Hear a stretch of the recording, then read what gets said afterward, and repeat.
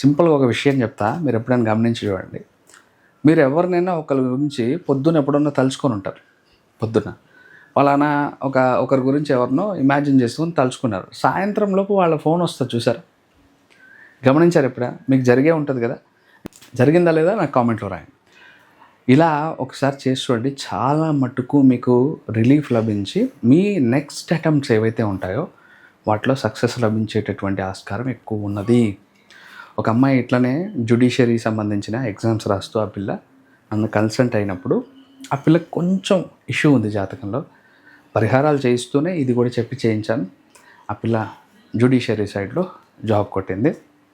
So ఇలా చాలామందికి చెప్పగా వాళ్ళు ఫలితం వచ్చినవే నేను మీకు యూట్యూబ్ ద్వారా తెలియజేస్తాను.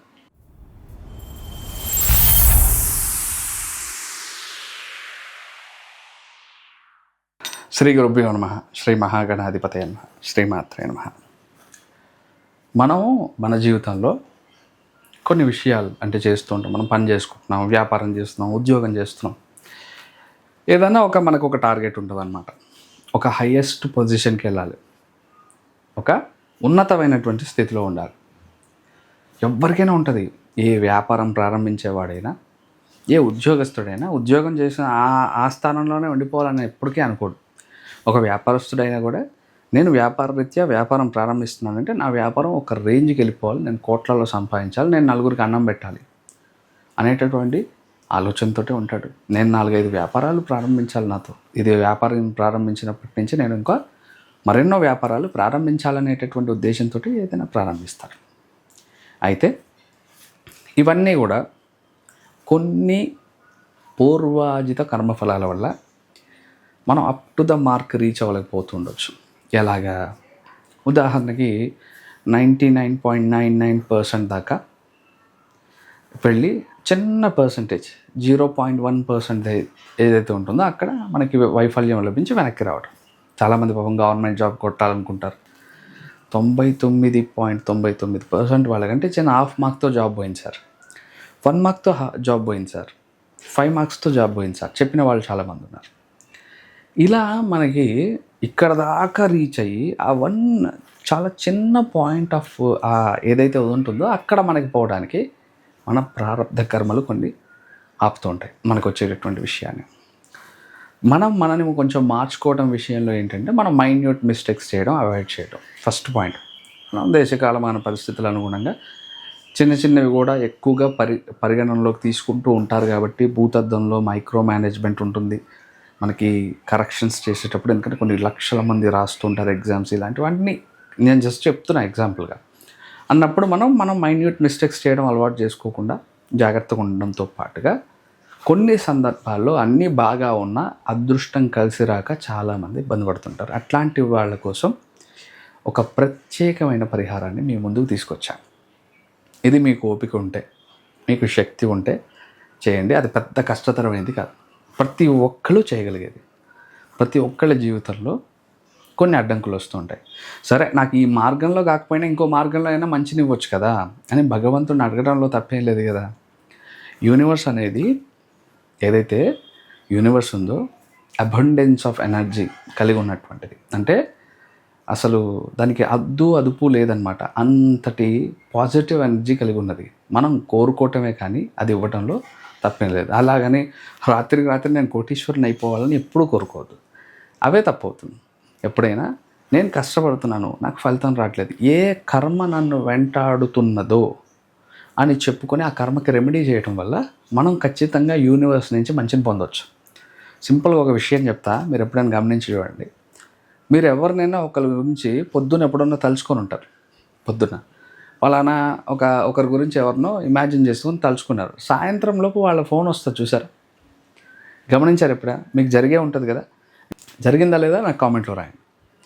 ఎందుకంటే ఎవరి జీవితంలో అయినా మనం ఒకరిని తలుచుకోగానే ఆ రోజు అంతట్లోనో ఆ రోజు సాయంత్రంలోనో వాళ్ళ దగ్గర నుంచి ఫోన్ రావడమో, వాళ్ళు మనకు కనిపించటమో ఏదో ఒకటి జరుగుతుంది. అలా ఎన్నో జరిగాయి నాకు, కోకొల్లలు అనమాట.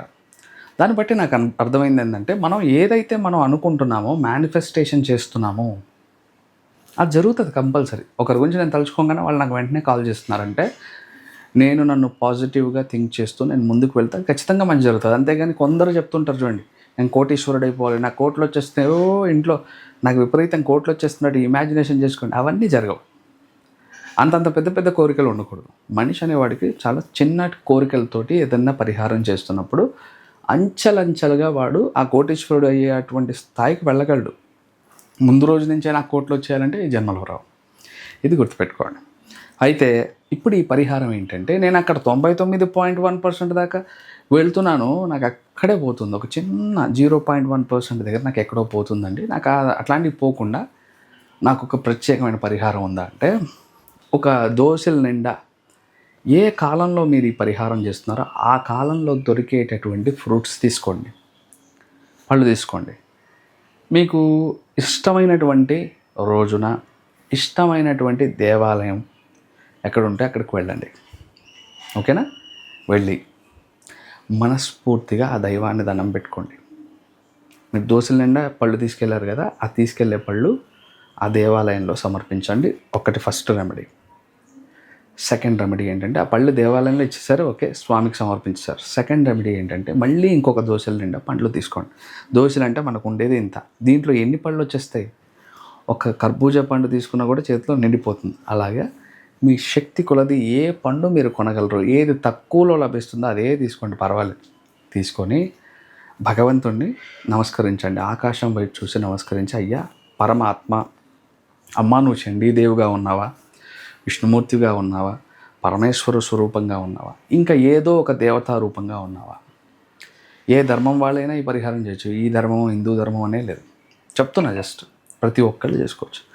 ఆకాశం వైపు తిరిగి మీరు నమ్మేటటువంటి దైవాన్ని తలుచుకొని ఆకాశం వైపు తిరిగి ఇలా పట్టుకొని, అయ్యా పరమాత్మ, పరంధామ, తండ్రి, ఎన్నో జన్మల నుంచి నన్ను వెంటాడుతున్న కొన్ని కర్మల వల్ల నేను ఇక్కడ దాకా రీచ్ అవుతున్నాను, ఆ స్థాయికి వెళ్ళలేకపోతున్నాను. ఆ కర్మని ఈ క్షణం నుంచే నేను నా నుంచి విముక్తి చేసుకోవాలనుకుంటున్నాను. దానికి నీ ఆశీర్వచనం కావాలి తండ్రి అని కోరుకొని నమస్కరించి, మీ పళ్ళు ఏవైతే తెచ్చుకున్నారు కదా, ఈ పళ్ళు ఎవరికైనా పనిచేసేయండి. అక్కడ పేదవారు ఎవరైనా ఉంటే వాళ్ళకి. భిక్షాటం చేసుకుంటూ బ్రతుకుతూ ఉంటారు చాలామంది, దేవాలయ ప్రాంగణంలో ఎక్కడైనా ఉంటారు. ఒకటేమో దేవుడికి ఇచ్చేశారు, రెండోది పేదవారు ఎవరికైనా ఇవ్వండి. ఇచ్చి నమస్కారం పెట్టేసుకోండి, మీ ఇంటికి వెళ్ళిపోండి. ఇలా ఒకసారి చేసి చూడండి, చాలా మటుకు మీకు రిలీఫ్ లభించి మీ నెక్స్ట్ అటెంప్ట్స్ ఏవైతే ఉంటాయో వాటిలో సక్సెస్ లభించేటటువంటి ఆస్కారం ఎక్కువ ఉన్నది. ఒక అమ్మాయి ఇట్లనే జ్యుడిషియరీ సంబంధించిన ఎగ్జామ్స్ రాస్తూ ఆ పిల్ల నన్ను కన్సల్ట్ అయినప్పుడు, ఆ పిల్లకి కొంచెం ఇష్యూ ఉంది జాతకంలో, పరిహారాలు చేయిస్తూనే ఇది కూడా చెప్పి చేయించాను. ఆ పిల్ల జ్యుడిషియరీ సైడ్లో జాబ్ కొట్టింది. సో ఇలా చాలామందికి చెప్పగా వాళ్ళు ఫలితం వచ్చినవే నేను మీకు యూట్యూబ్ ద్వారా తెలియజేస్తాను. చాలా అద్భుతమైన పరిహారం, ఇది చేయడానికి ప్రయత్నం చేయండి. ఓకేనా? చాలా చిన్నది, మీకు ఏ రోజైనా తీసుకోండి. ఏ శివాలయంకి వెళ్ళాలంటే సోమవారం తీసుకోండి, దత్తాత్రేయ స్వామి గుడికి వెళ్ళాలంటే గురువారం తీసుకోండి, ఆంజనేయ స్వామి గుడికి వెళ్ళాలి శని మంగళవారాల్లో ఏదో ఒక రోజు తీసుకోండి, విష్ణుమూర్తి వారి గుడికి వెళ్ళాలి శనివారం. మీరు ఏదైనా ఒక రోజు తీసుకోండి. మీ మనసుకి చాలా ప్రశాంతత కలిగి ఉండి మీరు ప్రశాంతంగా ఉండాలి. చన్నీటి స్నానం చేసి వెళ్ళండి. కొంచెం ఆరోగ్యం బాగాలేని వాళ్ళు తప్ప మిగతా వాళ్ళు చన్నీటి స్నానం చేయండి. ఎలాగో ఎండాకాలం చన్నీళ్ళే చేస్తాం. చల్లటి నీటితో స్నానం చేసినప్పుడు ఒక తెలియని రిలాక్సేషన్ మనకు ఉంటుంది, ప్రశాంతంగా ఉంటాం, మనసు ప్రశాంతంగా ఉంటుంది. ఏ ఆందోళనలు ఏవి ఆలోచనలు పెట్టుకోకుండా ఈ పరిహారం చేసి ఎవరికైనా దానం చేసి చూడండి. అతి కొంతకాలంలో మీ సమస్యలకి ఫుల్ స్టాప్ పెట్టి మీరు మీ జీవితంలో ముందుకెళ్తూ ఉంటారు. ఇది చేసి చూడండి. ఓకేనా? శ్రీమాత్రే నమః.